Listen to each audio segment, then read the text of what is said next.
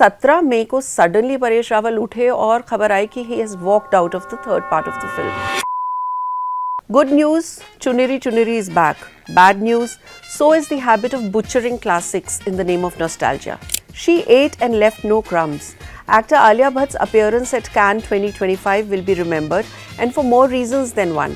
अब आपको पता ही है कि ब्रेकअप के बाद कैसी टेंस सिचुएशन होती है, लेकिन शाहिद और करीना दोनों ने इंश्योर किया कि ब्रेकअप के बावजूद वो फिल्म की शूट को कंप्लीट करेंगे.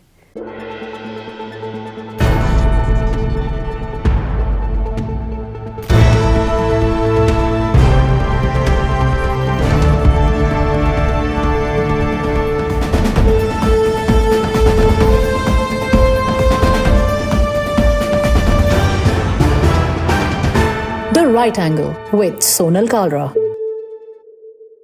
कभी पैसों के लिए मुंह मोड़ लिया, कभी प्रोड्यूसर का दिल तोड़ दिया, कभी सम्मान की खातिर छोड़ दिया और कभी उसे क्रिएटिव डिफरेंसेस का नाम दे दिया. पर सवाल ये है कि कोई एक्टर किसी फिल्म को बीच में छोड़ क्यों देता है. Hello and welcome, this is my five presents the right angle with me Sonal Kalra. आज हम बात करने वाले हैं उस अनप्रोफेशनलिज्म की जिसके चलते कुछ एक्टर्स फिल्म शुरू होने के बाद, कॉन्ट्रैक्ट साइन करने के बाद भी उसे छोड़ देते हैं, and the kind of repercussions it has. But before that, let's look at the weekly wrap. Good news, चुनिरी चुनिरी is back. Bad news, so is the habit of butchering classics in the name of nostalgia. Well, actors Salman Khan और सुष्मिता सेन पे फिल्माया गया ये iconic song from the film DV No. 1 is being remade for David Dhawan's next film as a director. है जवानी तो इश्क होना है. नए वर्जन की शूट का वीडियो वायरल हो गया इस हफ्ते, जिसमें देखे गए वरुण धवन, पूजा हेगड़े और मृणाल ठाकुर. जो इस गाने के ओरिजिनल सिंगर है अभिजीत भट्टाचार्य, वो खूब नाराज हो गए. उन्होंने HT को बताया कि मेकर्स ने उनसे इस रीमेक के बारे में बात ही नहीं की. एक्टर मुकुल देव, जो Dastak, son of Sardar, are राजकुमार और जय हो जैसी फिल्म्स के पार्ट रह चुके हैं, sadly passed away on May 24th in Delhi. He was merely 54 years old. Mukul को उनके दोस्त याद करते हैं as a very cheerful and intelligent man. In fact, he also had a certificate in aeronautics from the Indira Gandhi Institute of Aviation in Raebareli. We pray that his soul rests in peace. प्रीति ने कर दिया एक ऐसा काम जो more than good enough है. Actor Preeti G. Zinta, G for Good Enough, has donated 1 crore rupees to the Army Wives Welfare Association. हमारी भारतीय सेना पराक्रमी नहीं, बहुत बहादुर भी है, बट उनसे ज़्यादा बहादुर और पराक्रमी है इन सबके परिवार वाले. ये तो एक बहुत छोटी सी भेंट है हमारी तरफ से, प्रीति said in a speech. Turns out her dimples aren't the only thing that are winning hearts. She ate and left no crumbs. Actor Alia Bhatt's appearance at Cannes 2025 will be remembered, and for more reasons than one. पहले जो उन्होंने साड़ी पहनी थी at the closing ceremony of the film festival, वो Gucci की first ever sari कहलाई गई. But internet थोड़ा कंफ्यूज हो गया बिकॉज जब ब्रांड ने इसके बारे में पोस्ट डाली तो उन्होंने उसे साड़ी नहीं, गाउन बताया. And then came the moment where the necklace on Alia's neck almost slipped off as she was posing on the red carpet, but she handled it really well. May 30th यानी आज एक historic दिन रहा India के लिए, क्योंकि 17 female cadets graduated पहली बार alongside 300 male colleagues from the National Defence Academy NDA. 2021 में for the first time women were allowed to apply at NDA after it was reserved only for men for decades. जब देश की शान बढ़ाने वाली लड़कियां यूनिफॉर्म पहनेंगी तो समझ लो कि पेट्रियार्की की तो बैंड बजना तय है. एक बार जो मैंने कमिटमेंट कर दी, पर उसके बाद मेरा मन बदल गया. कुछ ऐसा ही लगता है हुआ परेश रावल के साथ, जिन्होंने हेरा फेरी 3 को सडनली छोड़ दिया. आपको याद दिला दें कि 3 अप्रैल 2025 को ये सिलसिला शुरू हुआ था when the original team of the Hera Pheri franchise, Paresh Rawal, Suniel Shetty and Akshay Kumar, they shot a teaser and a scene with director Priyadarshan for Hera Pheri 3. लेकिन 17 मई को सडनली परेश रावल उठे और खबर आई कि he has walked out of the third part of the film. उसके बाद से लेके अब तक माहौल काफ़ी गर्म हो चुका है. Akshay Kumar being the producer of the film has sued Paresh Rawal for 25 crore. अब और परेश ने क्या किया कि उन्होंने 11 लाख रुपए का जो साइनिंग अमाउंट था उस पर 15% इंटरेस्ट लगा के वापस कर दिया. अब ये मैटर सब जुडिस है और ये सिलसिला तो चलता रहेगा, लेकिन the bigger question is What is the price to pay for unprofessionalism in the film industry? Paresh की लीगल टीम ने रीजंस दिए, राइट फ्रॉम द फैक्ट कि उनके पास स्क्रिप्ट नहीं थी, अभी उन्होंने कोई लॉन्ग फॉर्म कॉन्ट्रैक्ट साइन नहीं किया, एक टर्म शीट या जिसे MOU कहते हैं वो साइन किया, उनकी जो फीस जो एक्चुअली उनकी मार्केट प्राइस से ट्रिपल फीस है, उनको 15 करोड़ रुपए मिलने वाले थे इस फिल्म को करने के लिए। कहा गया ये कि वो खुश नहीं थे इस बात से कि वो पैसे उन्हें 2 साल या 1.5 साल जब तक फिल्म बनती उसके बाद मिलते, and he wasn't comfortable with that. लेकिन ये तो इंडस्ट्री की बहुत ही कॉमन नॉलेज है कि टर्म शीट में ऐसी चीज़ें होती हैं कि किसको कब किस स्टेज पे कितना पैसा मिलेगा। और परेश जी, आपको ये सब बातें MOU साइन करने से पहले क्यों नहीं समझ में आई? फिल्म को छोड़ देना पैसे लेने के बाद, चाहे वो कितने भी पैसे हों, that rather reeks of unprofessionalism. Reasons तो एटलीस्ट लेजिट देने चाहिए, हर बार आंसर्स बदलते नहीं रहने चाहिए। फिल्म शूट मैगी बनाने जैसा आसान काम नहीं होता कि पानी गर्म किया और बस डाल दिया। ये एक पूरी थाली बनाने जैसा टफ होता है। पहले स्क्रिप्ट का तड़का, फिर लोकेशन का मसाला, और सबसे मुश्किल है एक्टर्स का टाइम मिलना। पहले तो हम ये क्लियर कर दें कि आज हम जो भी बातें करने जा रहे हैं अनप्रोफेशनलिज्म ऑफ द एक्टर्स के बारे में, this does not apply to all the actors and all the film makers of the Hindi film industry. अगर अनप्रोफेशनल लोग हैं तो उसी तरह बहुत प्रोफेशनल लोग भी हैं जिन्हें अपना काम बहुत शिद्दत से करना आता है। जैसे मैं आपको एक एग्जांपल बताऊं कि 2007 में शाहिद कपूर और करीना कपूर की फिल्म जब वी मेट बन रही थी, डायरेक्टर इम्तियाज़ अली की फिल्म थी, और इम्तियाज़ अली ने ये खुद बताया कि कैसे फिल्म के एंड तक पहुंचने तक शाहिद और करीना, जो कि एक्चुअली रियल लाइफ में एक रिलेशनशिप में थे, उनका ब्रेकअप हो चुका था। अब आपको पता ही है कि ब्रेकअप के बाद कैसी टेंस सिचुएशन होती है, लेकिन शाहिद और करीना दोनों ने इंश्योर किया कि ब्रेकअप के बावजूद वो फिल्म की शूट को कंप्लीट करेंगे। तो आप देख रहे हैं ना प्रोफेशनलिज्म और अनप्रोफेशनलिज्म में डिफरेंस। आज बात होगी अनप्रोफेशनलिज्म की। शुरू करते हैं एग्जाम्पल्स के साथ। कुछ टाइम पहले न्यूज़ आने लगी कि रणवीर सिंह एक फिल्म कर रहे हैं राक्षस, जो कि साउथ के डायरेक्टर प्रशांत वर्मा की फिल्म है। लेकिन अचानक से फिर न्यूज़ आई कि क्रिएटिव डिफरेंसेस के चलते रणवीर हैज़ क्विट राक्षस। अब आपको बता दें कि ये जो टर्म है ना क्रिएटिव डिफरेंस, इसका ना सर है ना पैर। जब लोगों को सच्चाई नहीं बतानी होती, बेचारे फैंस के सामने भी क्लीन नहीं आना होता और दुनिया को भी कुछ नहीं बताना होता, तो सारा बिल क्रिएटिव डिफरेंसेस के ऊपर फाड़ देते हैं, जिसका कोई मतलब नहीं होता और कोई एक्सप्लेनेशन नहीं देनी पड़ती। अब असली रीज़न क्या था राक्षस के केस में, ये कभी बाहर निकल के आया ही नहीं। Both parties posted on social media about why the film is not working out, लेकिन सोर्सेज का कहना है कि कारण यहाँ भी अनप्रोफेशनल एटीट्यूड ही था। रूमर्स ऐसी भी आई हैं कि फिल्म के मेकर्स को करोड़ों का नुकसान हुआ, लगभग 20-25 करोड़ रुपया लग गया था by the time Ranveer decided to leave the film.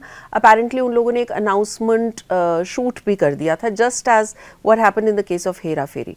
पर फिर भी as I am saying, nothing came out officially. आपको याद होगा कि सलमान खान की 2019 में एक फिल्म आई थी भारत, जिसमें कटरीना कैफ ने उनके ऑपोजिट काम किया था। पर क्या आपको मालूम है कि प्रियंका चोपड़ा पहले फाइनलाइज की गई थी इस रोल के लिए, और शूट शुरू होने से सिर्फ 5 दिन पहले Priyanka decided to leave this film, और रीज़न ये बताया गया कि उनकी शादी होने वाली है निक जोनस के साथ। Salman Khan of course being the producer was very unhappy, and काफ़ी अलग अलग इंटरव्यूज़ में सलमान खान ने ये बताया कि प्रियंका ने कितना चेज़ किया था उनको इस फिल्म को साइन करने के लिए। इनफैक्ट सलमान खान ने बताया कि उनकी सिस्टर अर्पिता खान को Priyanka must have given her 1000 calls to request her to cast her in Bharat. लेकिन फिर भी जब उन्होंने फिल्म को छोड़ना था तो अपने पर्सनल रीजंस की वजह से छोड़ दिया, और इवेंचुअली सलमान खान की close friend Katrina Kaif, she had to pitch in and then she did the film.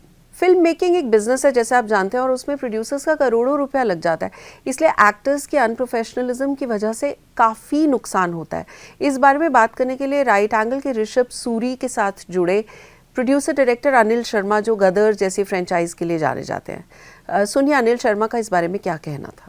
Financially कितना ज्यादा इम्पैक्ट करता है एक फिल्म को जब कोई एक्टर डेफिनेटली फाइनेंशियली अगर कोई बड़ा एक्टर छोड़ता है तो फाइनेंशियली इम्पैक्ट करता है, क्योंकि आपने उस एक्टर के बेस पे आपने अपना सारा सेटअप बनाया है, सारा फाइनेंस ऑर्गेनाइज किए हैं, एग्रीमेंट्स आपने किए हुए हैं लोगों के साथ कि ये एक्टर होंगे, वो फाइनेंशियल सड़ जाएंगे क्योंकि वो आपने जो लिख के दिया है वो हुआ नहीं। तो ये तो होगा ही ना, कोई भी चीज जब एग्रीमेंट से फॉल आउट होगी तो नुकसान होगा ही होगा। एक्टर से आप जबरदस्ती करा भी क्या लोगे, अगर वो कहे मैं कर रहा हूँ तो हाँ मैं कर रहा हूँ, चलो आपको करनी है, मैं शॉट ही नहीं दे रहा हूँ ढंग से, तो आप क्या कर लोगे, क्या कर लोगे सही बात है सर। आप मुझसे एक्टिंग तो नहीं करा सकते जबरदस्ती, मेरे को ऐसी खराब एक्टिंग आती है, मैं कर रहा हूँ। हम्म।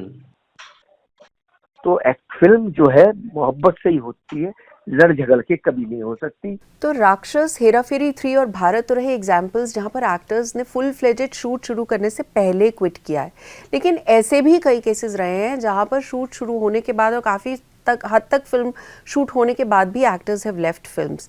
उन्हें ये समझना चाहिए कि फिल्म शूट करना कोई गोवा ट्रिप की तरह नहीं है जहाँ पे सडनली आपने अपने दोस्तों को बोल दिया कि यार इस बार नहीं, नेक्स्ट टाइम पक्का। तो हीरो नंबर 1 एक फिल्म बन रही थी, नॉट द पुरानी वाली hero number 1 but hero number 1 दोबारा बन रही थी, जिसमें Tiger Shroff lead role play करने वाले थे। The film was being produced by Pooja Entertainment, owned by Vashu Bhagnani, Jackky Bhagnani. तकरीबन 40% फिल्म शूट हो गई और उसके बाद अब उस फिल्म का कोई अता पता नहीं है। फिल्म के यूनिट के कुछ सोर्सेज बताते हैं कि Tiger Shroff decided to show the rushes of the film. एक जाने माने फिल्म मेकर उनके फ्रेंड है जिनको उन्होंने वो फिल्म दिखाई और उसके अगले दिन से टाइगर ने सेट पे आना बंद कर दिया। ऐसा क्यों हुआ इसका कोई खुलासा ऑफिशियली नहीं हुआ है अभी तक, पर फिल्म पे करोड़ों रुपए खर्चे हो चुके हैं प्रोड्यूसर के ऑलरेडी। कार्तिक आर्यन और करण जौहर एक फिल्म बनाने वाले थे, Dostana 2, which was the sequel to Dostana which was the 2008 original. उस फिल्म में जानवी कपूर भी थी। अब सुनने में ये आया था कि कार्तिक आफ्टर शूटिंग रफली 30-40% of the film he began to demand changes in the script और मेकर्स को उनके बताए हुए चेंजेस पसंद नहीं आ रहे थे and they had a major fall out. So one fine day Dharma productions, जो करण जौहर का प्रोडक्शन हाउस है, उन्होंने इंस्टाग्राम पर एक पोस्ट डाला कि कुछ प्रोफेशनल सर्कमस्टांसेस के चलते फिल्म को रिकास्ट कर दिया गया है।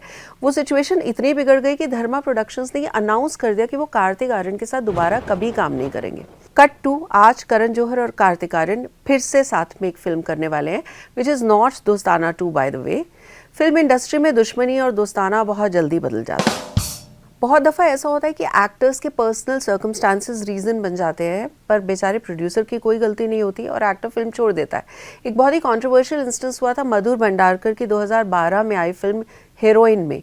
2011 में कैन फिल्म फेस्टिवल में Madhur along with the producer Ronnie Screwvala and Aishwarya Rai Bachchan who was going to play the lead role, they had unveiled the poster. लेकिन फिर ऐश्वर्या ने ये फिल्म छोड़ दी। According to a blog post by Madhur Bhandarkar, Aishwarya had not told them by then कि वो pregnant थी। He wrote, and I quote, "The truth was hidden from us. We learnt about the entire thing from news channels like the rest of the world that the said actress was 4 months pregnant. This decision of pulling the plug had a devastating effect on me. It was like an avalanche collapsing on me. I was in a state of total shock and depression." They could not go ahead with the film because the role involved things like exposure and smoking, which wouldn't have been healthy for a pregnant woman. Ultimately, Kareena Kapoor ने heroine में lead role किया। अब सोचिए कि poster shoot हो जाता है, financiers आ जाते हैं, सब कुछ ऑन बोर्ड होने के बाद जब कास्ट में इतना बड़ा चेंज होता है कि लीड एक्ट्रेस ही बदल जाए, तो फिल्म का बजट कितना गड़बड़ा जाता है। ऐश्वर्या राय ने तो वैसे इस कंट्रोवर्सी पे कभी कमेंट नहीं किया, लेकिन उनके father in law actor Amitabh Bachchan at that time had reportedly defended her in his blog. He'd written that everyone knew that Aishwarya was a married woman when she signed the film. So you mean to say that actors cannot get married or have children? I don't think this can be a part of any contract. अब यहाँ कौन सही है कौन नहीं ये तो हम नहीं कह सकते, बट प्रोड्यूसर के लिए बहुत नुकसान हो गया, एक्टर के लिए भी ऑफ कोर्स नुकसान हुआ, but these are personal circumstances that can lead to a parting of ways. अब यहाँ पर बात करते हैं कॉन्ट्रैक्ट्स की, तो हम आपको बता दें कि एक्टर्स के जो कॉन्ट्रैक्ट होते हैं उसमें सब कुछ ऑफ कोर्स मेंशन्ड होता है कि वो कितनी फीस के लिए कितना काम करेंगे, कितने दिन की शूट होगी, कैसे कैसे उनको पैसा मिलेगा. Under the Indian Contract Act 1872, agreements between actors and producers are legally binding. Breaching such contracts can result in lawsuits, जैसे अब ये हेरा फेरी 3 के केस में हो रहा है, claims for damages and injunctions. कभी कभी ऐसे clauses भी होते हैं जहाँ पर makers can put forward certain conditions film के शूट के टाइम पे, जैसे कि 2 महीने किसी एक्टर को डेट किसी और को नहीं देनी होती, वो शादी नहीं कर सकते फिल्म की शूटिंग के दौरान, वो प्रेग्नेंट नहीं हो सकते. Reportedly film maker Subhash Ghai ने एक्ट्रेस माधुरी दीक्षित के साथ इसी तरीके का एक कॉन्ट्रैक्ट साइन किया था जब उन्होंने उन्हें अपनी फिल्म खलनायक में लिया था. तो एक्टर्स भी इसी तरह की टर्म्स एंड कंडीशंस रखते हैं फिल्म मेकर्स के सामने जब वो फिल्म को साइन करते हैं। हाल ही में प्रभास की एक अपकमिंग फिल्म है स्पिरिट, जो बहुत ज़्यादा चर्चा में आई क्योंकि उसकी कास्टिंग में चेंज हुआ है। Deepika Padukone was suppose to do the film Spirit, लेकिन कुछ ऐसे टर्म्स एंड कंडीशंस उन्होंने फिल्म मेकर्स के सामने रखे जिसके बाद बात गड़बड़ हो गई। फाइनली दीपिका पादुकोण उस फिल्म से बाहर है और अब तृप्ति डिमरी को कास्ट कर दिया गया है। तो दीपिका पादुकोण का स्पिरिट से बाहर हो जाना कुछ इस हद तक अनप्लेजेंट हो गया है कि अब दोनों तरफ से इस टाइप की रिपोर्ट्स आ रही हैं मीडिया में, जो जिससे साफ पता चल रहा है कि लोग एक दूसरे पे डिग ले रहे हैं। जैसे कि ऐसी न्यूज़ रिपोर्ट्स आ रही है जो कि क्लियरली दीपिका पादुकोण की तरफ से है कि ऐसा क्या गलत किया एक वर्किंग मदर ने जब उन्होंने ये कहा कि वो 6-7 घंटे से ज़्यादा काम नहीं करेंगी। सिमिलरली डायरेक्टर संदीप रेड्डी वांगा ने भी एक ट्वीट डाला है जिसमें उन्होंने ये ब्लेम किया है कि फिल्म की कास्टिंग चेंज होने के बाद किसी ने उनकी फिल्म की स्टोरी को लीक कर दिया। तो आप समझ रहे हैं कि वो भी एक डिग लेने की कोशिश कर रहे हैं। तो सिचुएशन जब ऐसी हो जाती है कि एक एक्टर एक फिल्म की अनाउंसमेंट्स और कभी कभी शूट के बाद फिल्म को छोड़ देता है, तो it leads to a lot of unpleasantness in the media, no matter who is right और रॉन्ग हियर। कभी कभी जब कोई भी रीजंस के चलते एक्टर्स फिल्म को सडनली छोड़ देते हैं, तो जो एसोसिएशंस होती हैं, इंडस्ट्री एसोसिएशंस जैसे सिने एंड टीवी आर्टिस्ट एसोसिएशन या इम्पा जो प्रोड्यूसर्स की एसोसिएशन है, वो भी काम आती है। ऐसा ही एक एग्जाम्पल हुआ था 2013 में जब दीपिका पादुकोण ने फिल्म रेस 2 सडनली शूटिंग के बीच में छोड़ दी थी। तब producer Ramesh Taurani calling her unprofessional complaint to cine and TV artist association, और उन्होंने ये कहा कि जब तक दीपिका उस फिल्म को कंप्लीट नहीं करेंगी वो कोई और फिल्म शूट नहीं कर सकती। इवेंचुअली दीपिका को उस फिल्म में वापस आना पड़ा और फिर उन्होंने वो फिल्म कंप्लीट की। सिचुएशंस कई दफ़ा ऐसी भी आती हैं कि जहाँ एक्टर्स सिंपली ये डिसाइड करते हैं कि यार जो पिक्चर साइन की थी वो नहीं करनी, कोई और करनी है। कुछ ऐसा ही हुआ जब करीना कपूर ने संजय लीला बंसाली की फिल्म गोलियों की रासलीला रामलीला 2012 में साइन की, लेकिन जब उन्हें करण जौहर की फिल्म गोरी तेरे प्यार में ऑफर हुई तो she fail out of love with the Bhansali film and left it just a few days before the shoot. Because hello it's Bebo, not bound by scripts but only by moods. ऐसा मैं नहीं कह रही हूँ, उन्होंने खुद कहा when she told Deccan Chronicle and I am quoting, I confess that I'm mad. There have been times when I've signed a film and then felt it was wrong. Yes, I was supposed to do Ramleela, but I changed my mind. I decided to do Gori instead. With me, it's all about the mood. Mood और unprofessionalism से याद आते हैं सिर्फ एक शख्स जिनके मुताबिक उन्हें हॉलीवुड डायरेक्टर जेम्स कैमरॉन ने बॉडी पेंट करने वाली फिल्म ऑफर की थी अवतार। जी हाँ, मैं बात कर रही हूँ गोविंदा की। इनका शूटिंग स्केड्यूल कैलेंडर पर नहीं दिल पे लिखा होता है। अगर सुबह उठते ही लग गया कि आज डांस करने का मन नहीं है तो बस फिल्म मेकर्स को नाच नचाना पक्का हो जाता है। Vashu Bhagnani had once revealed in an interview that even though Govinda always completed his commitments, he once did not turn up for a film shoot for 3 days while they were waiting in Switzerland. Unprofessionalism के किस्से काफ़ी हैं industry में। ऐसे ही अक्षय कुमार की तरह एक और शख्स ने डिसाइड किया कि वो लीगल रूट चुनेंगे अपने राइट्स के लिए, प्रोड्यूसर सुनील दर्शन। सनी देओल और इनका पिछले 30 साल से एक केस चल रहा है। द राइट एंगल से बातचीत में सुनील दर्शन ने बताया कि सनी देओल ने कैसे उनसे अजय नाम की एक फिल्म के डिस्ट्रीब्यूशन राइट्स लिए थे जो 1996 में रिलीज़ हुई थी। ये कहकर राइट्स लिए थे कि बाद में प्रिंट मिलते ही वो उनके पैसे वापस कर देंगे। बाद में सनी देओल ने प्रॉमिस किया कि वो सुनील दर्शन के लिए एक और फिल्म कर लेंगे जिसके लिए 77,25,000 रुपीज़ की पेमेंट जो उनके पर बकाया थी वो एडजस्ट कर लेंगे, लेकिन ना फिल्म बनी ना ही पैसे मिले। हर बार script change, date issue, personal problem, ये सब रीजंस देकर बात को टाल दिया गया।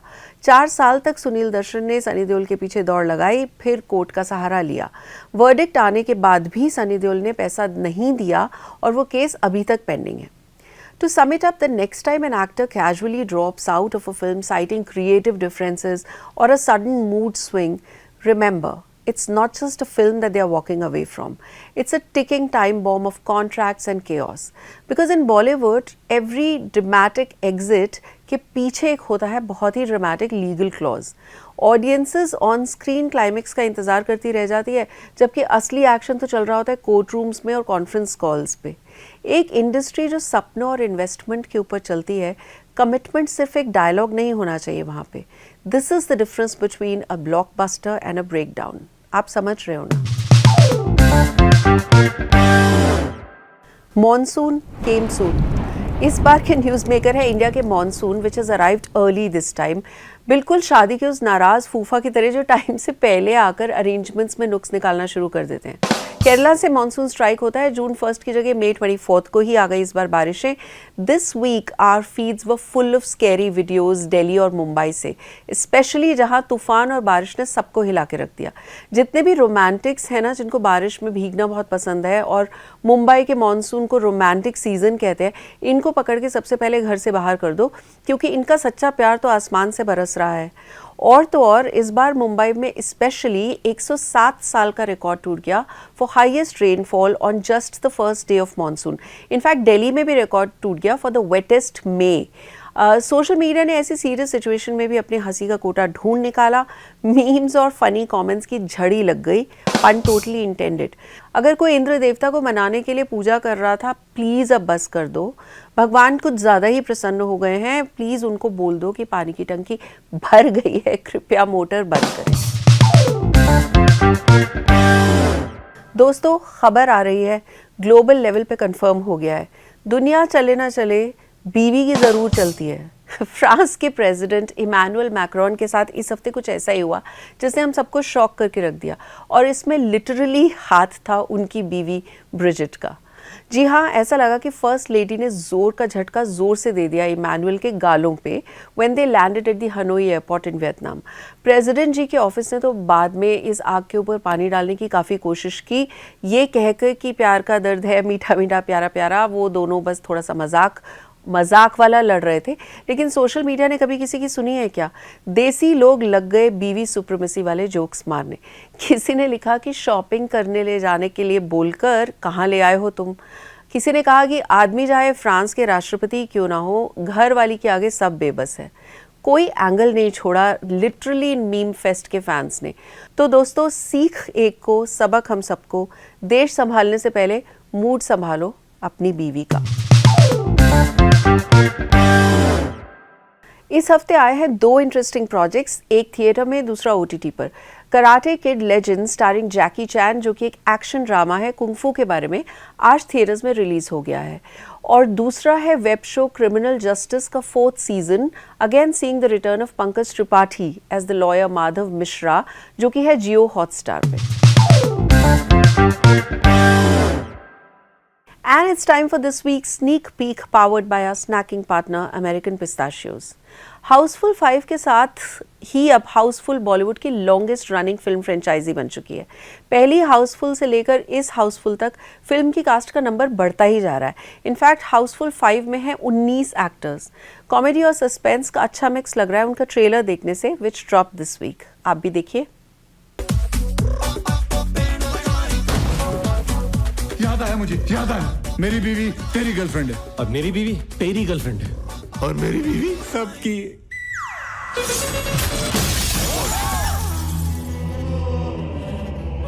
तुम 6 के 6 प्राइम सस्पेक्ट्स हो। तुम सब शिप की जेल में रहोगे। इस शिप में जेल भी है? अरे अभी तो इस शिप में गोल्फ क्लब, 2 कब्रिस्तान और आगे टोल नाका भी आने वाला है। इस हफ्ते से हम राइट एंगल पे एक नया सेगमेंट शुरू करने जा रहे हैं जिसका नाम है ऑन कॉल विद, जहां मैं हर हफ्ते आपके किसी ना किसी चहेते सेलिब्रिटी को यहां स्टूडियो से कॉल करूंगी and we'll chit chat for about 2 minutes on a variety of topics. IPL का सीजन चल रहा है, तो इस बार हमारे ऑन कॉल विद के पहले गेस्ट जो हैं उन्हें क्रिकेट फैंस के लिए कोई इंट्रोडक्शन की जरूरत नहीं है। Let's please welcome cricketer Shikhar Dhawan. चलिए उनको फोन मिलाते हैं। Hello Shikhar, how are you doing? Hi Sonal ji, I am very good, how about you? Shikhar, पहले तो राइट एंगल पे आपका बहुत बहुत स्वागत है। आई होप आपने शो देखा हो। पहले तो मैं आपको मुबारकबाद देना चाहूँगा आपके नए शो की, और राइट एंगल के मैंने सारे एपिसोड्स देख रहा हूँ मैं, और काफ़ी सीक्रेट्स रिवील कर रहे हैं आप राइट एंगल में। थैंक यू सो मच शिखर। तो जल्दी जल्दी से आपसे कुछ क्वेश्चंस पूछते हैं। मेरा पहला सवाल ये है कि शिखर, इस बार IPL कौन जीतने वाला है? इस बार IPL बड़ा रोमांचक चल रहा है, और जो मेरी बेट होगी IPL के फाइनल्स के लिए वो मुंबई इंडियंस होगा। मुंबई इंडियन की टीम काफ़ी अच्छी लग रही है, तो काफ़ी अच्छा बैलेंस, और जिस तरीके से उन्होंने मोमेंटम गेन किया है वो बहुत शानदार है, और बहुत स्ट्रॉन्ग टीम है, बहुत बैलेंस टीम है। तो मैं मुंबई इंडियंस के लिए जाऊँगा। बहुत बढ़िया। तो देखिए मुंबई इंडियंस को मिल गया है इस बार शिखर का vote, very lucky for them. तो शिखर ये बताइए कि इस सीजन का आपके हिसाब से स्टार परफॉर्मर कौन रहा है? इस सीजन का स्टार परफॉर्मर मैं कहूँगा साई सुदर्शन।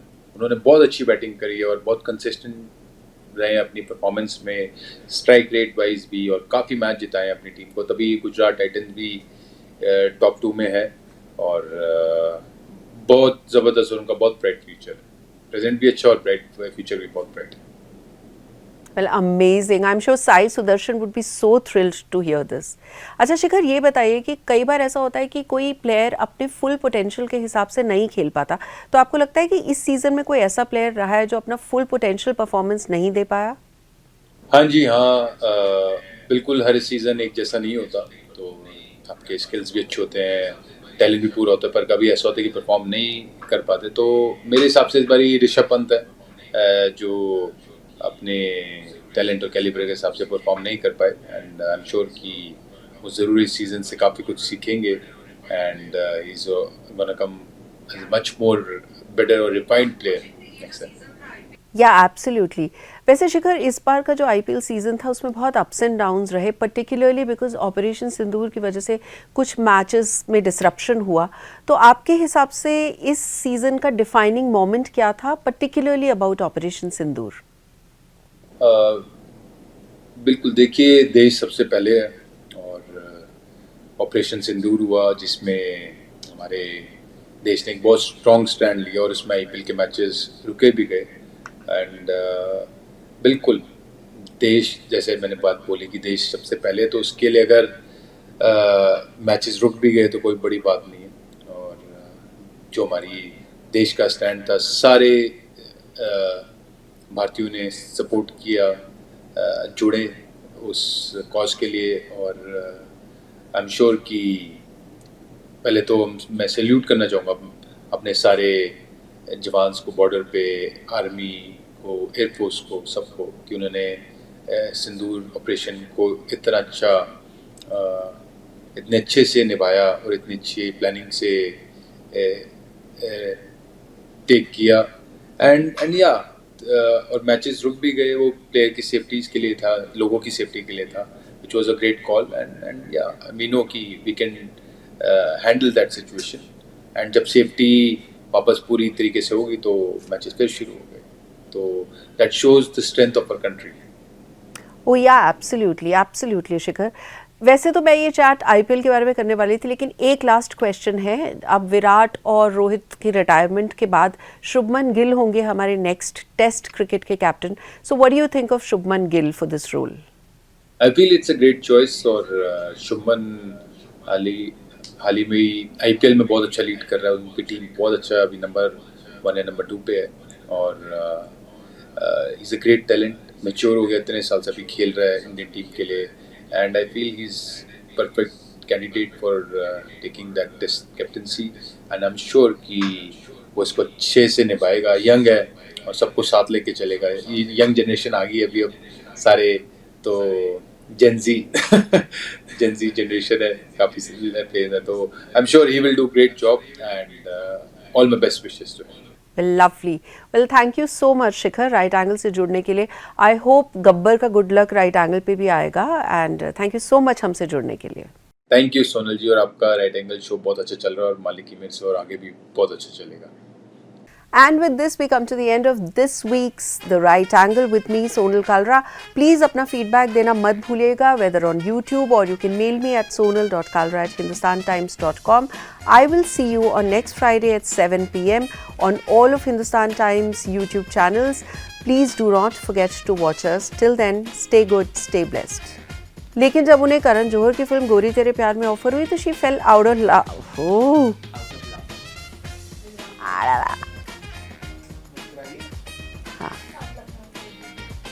और उन्हें वो ज्यादा पसंद आना लग। This is jinxed, I need water. नहीं वो सही कह रहे हैं, ये टैटू को ध्यान में रखते हुए बनाया गया है।